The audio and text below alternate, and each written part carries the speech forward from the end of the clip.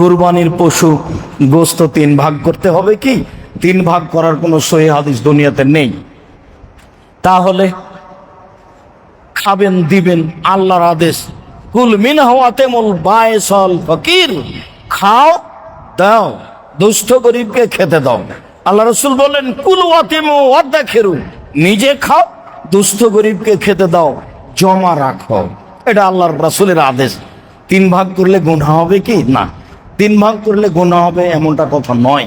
3 ভাগ করার পরে চাঁপাইনবাবগঞ্জের নীতিতে 1 ভাগ 2 ভাগ আগে নিয়ে আসলাম, 1 ভাগ পরে মাথা পিছু ভাগ করে নিলাম, সেটাও গুনাহ হবে এই কথা নয়।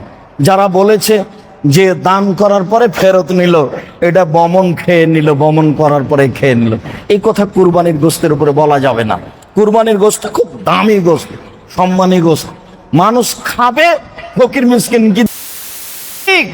ফকির মিসকিন হিন্দু হোক, মুসলমান হোক, বৌদ্ধ হোক, খ্রিস্টান হোক, যেমন আপনাদের শহরের অবস্থা, সেদিন ফকিরেরা এসে গোশত নিয়ে যায়, দিয়ে বিকালে তারা বিক্রি করে দেয়।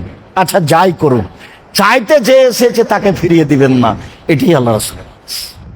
সম্মানিত মসজিদের মুসল্লি, আমি আপনাদেরকে কথার শেষে এসে অনুরোধ জানাচ্ছি যে যেসব মাধ্যম দিয়ে আল্লাহকে বেশি সন্তুষ্ট করা যায় তার একটি বড় মাধ্যম হলো কুরবানি।